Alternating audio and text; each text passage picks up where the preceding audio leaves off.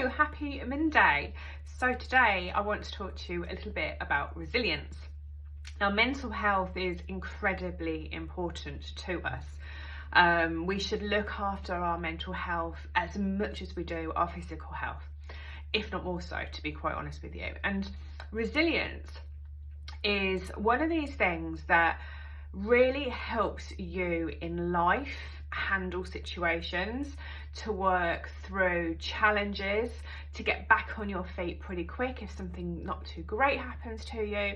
And people tend to think that resilience is something that you just have or you don't have. Actually, it's something you can learn. And you might be ultra resilient at work, be able to cope with the stresses and strains of work, your job, your career, your business. You might seem really capable to handle all of the challenges that come your way. And yet you might be really not great with resilience when it comes to your personal life. You might find relationships and challenges within relationships really difficult to navigate. You might take things incredibly personally and become really emotional or upset or saddened very quickly by events. So resilience itself is very, very complex. Some people just generally in life don't feel particularly resilient, don't bounce back particularly quickly. And a lot of it can come with limiting beliefs. A lot of it can come with patterns of behaviour that we're so used to slipping into. But actually, a lot of resilience can be taught if you as a person want to learn how to become more resilient. And research shows that actually resilience within humans is incredible.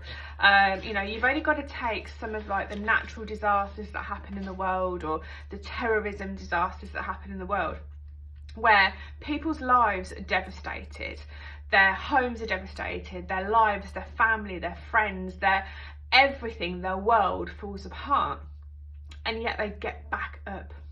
They get back up in time and they put their lives back together.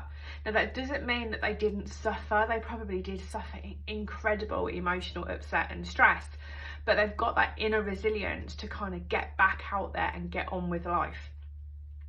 So I want to talk to you a little bit about some of the characteristics of a resilient person, and you can probably take this away with you and have a little think to yourself about some of these things and work out, are you falling into any of these categories of being a resilient person? So when something happens that suggests there's going to be a shift, there's going to be a change, are you the person that sees the change as an opportunity? Okay. Do you feel like when resilience comes into play that you're ready to make a commitment to something? Instead of shying away, are you the person that will go, okay, I'm going to commit to this. It's going to be tough, but I'm going to do it. Okay. Somebody that is a resilient type of person will recognize limits that are in their control. So they'll know that actually some things they have an element of control over, and other things they don't have an element of control over, and they are okay and accepting of that. Resilient people engage in the support of others. So they will ask for help, they will take help, they will want people to be around them, they will want to feel like they have support. And part of that is what creates that resilient person. A resilient person tends to form quite close bonds, almost like secure attachments with other people.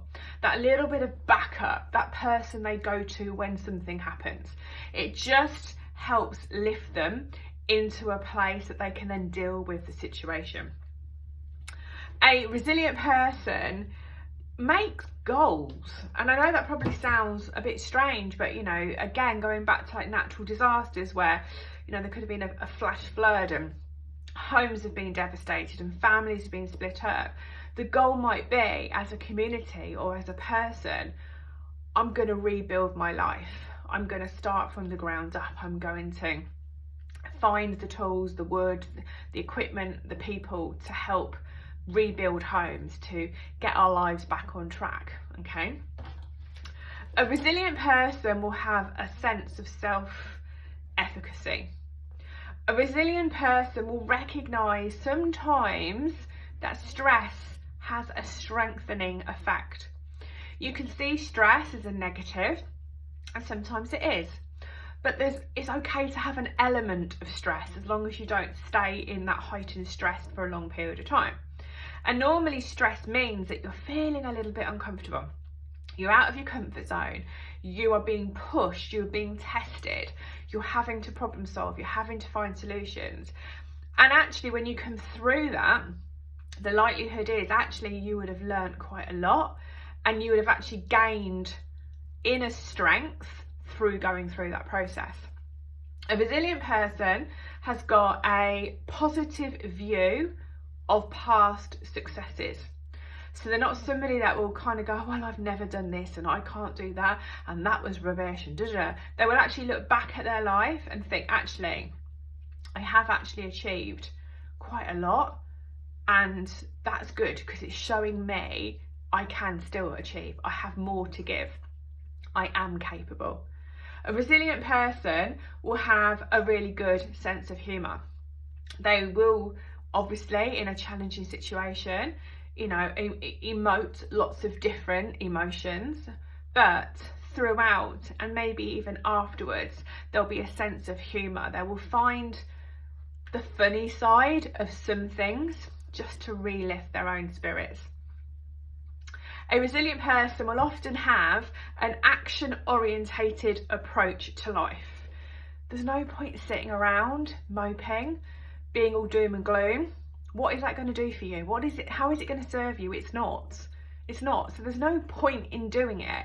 You're going to make yourself feel worse for longer. Therefore, take action. A resilient person will have a sense of patience. They'll understand that some things take time. As much as we want to be able to click our fingers and move through the challenge, sometimes we have to just wait and steadily progress through the challenge. A resilient person will have a level of tolerance around negativity. There'll be a tolerance level. They won't accept all of it, but there will be a tolerance, okay? A resilient person will have the adaptability to be able to change. They won't be so stuck and hesitant in their initial thought process or their initial opinion on something. They might move and evolve through the process and change and adapt to the circumstances. A resilient person will have a sense of optimism. They will know that this too shall pass. This is not long term. This is a short-term challenge. This is a short-term project. This is a short-term issue. Once this is done and dusted, everything will be fine. A resilient person will have a sense of faith. Faith in themselves, faith in the people around them, faith in the universe, faith in the knowing that everything grows, everything evolves, everything changes. The future is going to look different to how it looks right now, and in 30 seconds time, and in a minute's time, and in a day's time, and in a month's time. So actually, a resilient person has all of those types of qualities.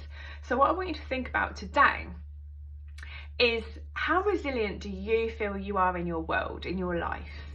Are you more resilient as far as relationships? Or are you more resilient as far as career? Or do you have areas that you feel like, actually, that bothers me more? I get more stressed out about work stuff than I do about home. Or I get more stressed out about home stuff than I do at work. So have a little think about where your resilience sits. Maybe you are really resilient, and if you are, that's fantastic. But if you're not feeling resilient, then think about the characteristics that I've just gone through of a resilient person. How many of those do you have? Because you're bound to have some. And how many would you like? What ones would you like? Would you like to have more of a positive outlook? Would you like to have more faith in your own abilities and the people around you? Would you like to be more action orientated? And have a think about what you would like to have as a resilient person.